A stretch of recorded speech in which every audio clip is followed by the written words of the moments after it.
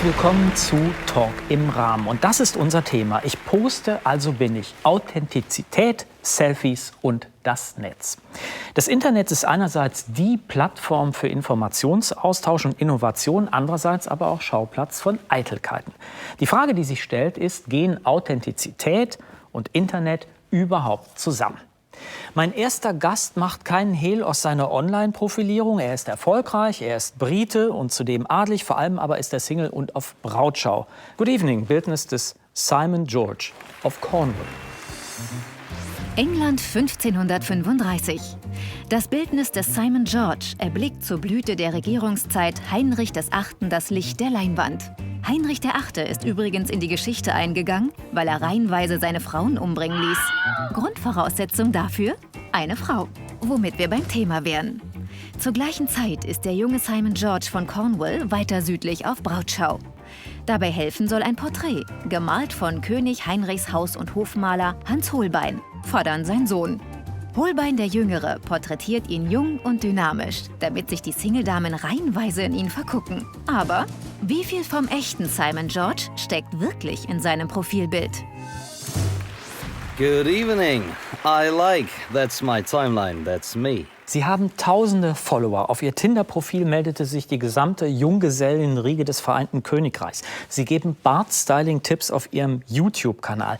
Was machen Sie so anders? Ich habe meinen own Style. Ich bin unique und authentisch und ich bin eine gute Party. Ich freue mich, dass Sie hier sind, höchstpersönlich und nicht Ihr Avatar. Unser zweiter Gast ist ein kraftvolles Selbstporträt einer Frau, die nicht alleine ins Studio gekommen ist. Maria Lasnik begann im stolzen Alter von 70 Jahren Motorrad zu fahren. 12 Jahre später, 2001, entstand ihr Selbstbildnis mit Affen. Die selbstbewusste Malerin folgte zeitlebens nur einem Motiv: sich selbst. Bemerkenswert ist dabei ihr subjektiver Blick und ihr eigenwilliger Stil. In einer Verbindung von expressionistischen, surrealistischen und informellen Elementen entwickelt sie ihre Körperbewusstseinsbilder. Ihre enge Beziehung zu Tieren, die sie auch liebevoll als Monster bezeichnet, ist Teil ihres Ausdrucks. Warum ist sie heute mit Affe gekommen? Welche Botschaft steckt dahinter? Ja, schönen guten Abend. Dieser Affe ist übrigens ein Schimpanse. Wussten Sie, dass keine andere Affenart uns Menschen näher kommt? I like. Frau Lasnik, Ihr Affe ist anders grün als Sie selbst. Aber Sie haben recht, eine gewisse Ähnlichkeit ist nicht zu leugnen. Die Frage ist doch, sind wir den Tieren ähnlich oder sie uns? I like. Was genau liken Sie? Können Sie vielleicht ein bisschen präziser sein? Oh my goodness, so sweet, this monkey. So sweet. Darf ich ein Foto machen? Bitte, my dear. Woher glauben Sie, kommt Ihr Bedürfnis und das vieler anderer, sich ständig selber in Szene zu setzen? For Instagram, for my followers da draußen in der Welt. Frau Lasnik, teilen Sie dieses Bedürfnis, sich ständig selber mitzuteilen? Nein, mir geht es nicht um eine Inszenierung meiner selbst, um sich vor anderen zu profilieren. Ich male natürlich aus einem anderen Bedürfnis heraus als Fishing for Follower. Wenn auch Sie ein echtes Mitteilungsbedürfnis haben, kommentieren Sie. #DigitalMe. Wir sind 24 Stunden für Sie zu erreichen. I like that. Forgive me, Simon George.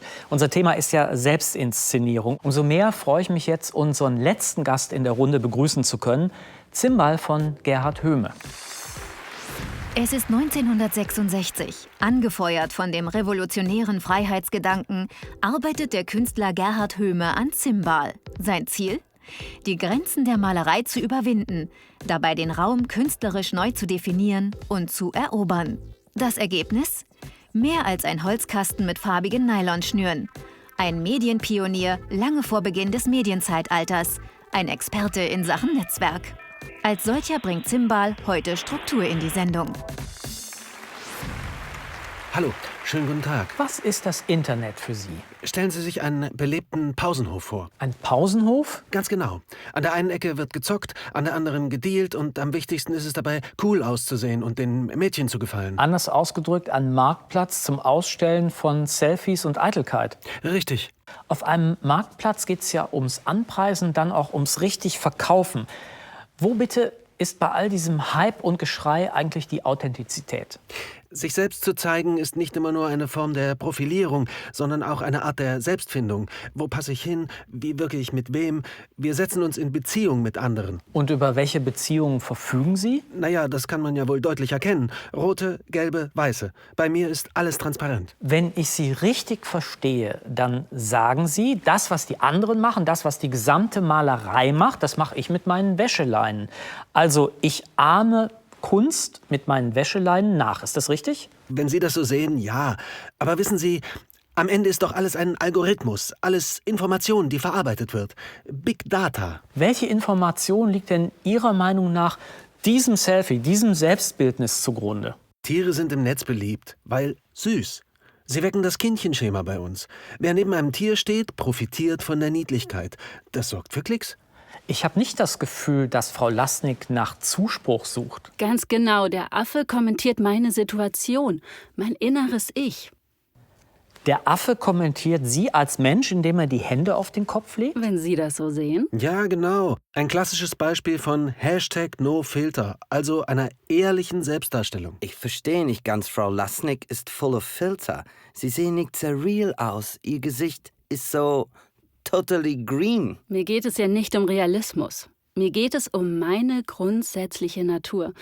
Ich will meine ehrliche Persönlichkeit zeigen, ganz authentisch, so wie ich sie fühle. Nicht so wie Sie, bloß Ihre Oberfläche. Das gelingt mit Malerei eben besser als mit Instagram. But ich zeige auch meine Persönlichkeit. Naja, Sie haben sich zumindest als solche Persönlichkeit inszeniert. Die kreisrunde Form und Ihre Profilansicht erinnern an eine Münze. Und auf Münzen sind natürlich immer die Helden und die großen Anführer zu sehen. Sehen Sie sich selber als Opinion Leader? Ist das Ihr Profil? Sehen Sie mal meine Stickereien in mein Hemdkragen oder überhaupt mein Look, mein Bart. Was ist, kam Ihnen das nicht bekannt vor? Ganz schön modern, oder? Könne es nicht sein, dass sich der eine oder andere urbane Mitreißer an meinen Style orientiert hat? Klar, Sie sind bestimmt der Urhipster. Ich bin the Simon George. Ich suche bloß eine Frau. A real woman. Das ist mein Stil. Look at me, es geht mir um Love.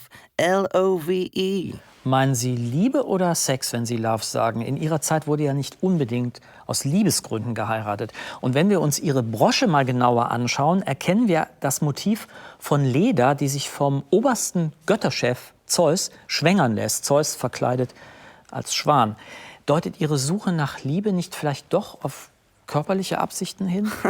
Die Frau, die das erkennt, hat sicher gute Karten bei mir. Der Schwan steht Ihnen. Ich mag die Metapher sehr. Sie sehen, es geht also auch eine Spur subtiler. Warum dann das ganze Gepose und Geposte? Klicks sind eine harte Währung. Und das bringt uns zu unserem Hashtag DigitalMe. Die Redaktion hat im Hintergrund gearbeitet und einige von den Tweets, die eingelaufen sind, gesammelt. Was haben wir? Miss Florenz 1480 schreibt, Simon ist so süß. Hashtag DigitalMe, Hashtag Simon is sweet, Hashtag lonely. Naja, mit einer öffentlichen Äußerung unseres Geheimrats höchstpersönlich hätte ich natürlich nicht gerechnet. Goethe verrät, wo er ist und sendet Grüße aus, wie soll es anders sein, Bella Italia. Er schreibt, Simon, I miss you, liebe Grüße aus der Campagna, JWG, Hashtag DigitalMe, Hashtag Friends Forever. Und dann hat sich da offensichtlich noch ein Tier zu Wort gemeldet. Otto Dicks Schäferhund schreibt, Wuff, wuff, Hashtag was soll das Gelaber, Hashtag langweilig, Hashtag follow lieber your instinct, Hashtag ich belle, also bin ich. Es ist leider wie meist bei Twitter, finde ich jedenfalls, ich weiß nicht, wie Ihnen das geht, gezwitschert wird immer eher assoziativ. Mir persönlich wäre ein bisschen mehr Bezug zu unserem Thema lieber gewesen. Aber es wurde gepostet. Die Aufmerksamkeit ist also da. Es wurde gebellt. Ja, genau. Jeder postet, was er will. Das ist Meinungsfreiheit, gelebte Demokratie. Jeder kann zu Wort kommen, ob er bellt, schnurrt oder knurrt. Sehen Sie das auch so, Sir George? Hauptsache posten, Hauptsache mitreden? Gesellschaften brauchen Öffentlichkeiten. Das war schon immer so. Zum Austausch von Informationen und Meinungen. Öffentlichkeiten stiften Identitäten. Das Internet sind wir, das Internet bin ich. War in der Kunstgeschichte das Porträtbild die Inszenierung des Ichs, so ist es eben heute das Profilbild. Im Grunde hat sich nicht viel verändert. Und Sie haben recht, was den Pausenhof betrifft. Nur bislang war alles mehr ein Kindergarten. und das Internet eine digitale Repräsentanz unseres Lebens. Erst langsam wachsen wir zu den Schulkindern dieses Mediums heran und infolgedessen wird unser Leben zu einer analogen Repräsentanz unserer Internetpersönlichkeit. Wer geklickt wird, ist lebendig. Survival of the Fittest 2.0. Charles Darwins Big Data. Das ist unsere Evolution. Und deshalb meine Empfehlung, Ladies and Gentlemen, posten Sie sich selbst. Also, I like. Wie auch immer, die wenigen flüchtigen Momente der Erkenntnis, die es im Rahmen einer solchen Talkshow gibt, die sollten wir doch bitte unbedingt für die Ewigkeit festhalten. Und zwar mit einem niegelnagelneuen Selfie-Stick aus Hongkong. Und bitte lächeln. Ja, und bitte ruhig bleiben, ruhig bleiben. Ja. Ich bedanke mich sehr herzlich bei der Runde. Das war's und tschüss, bis demnächst.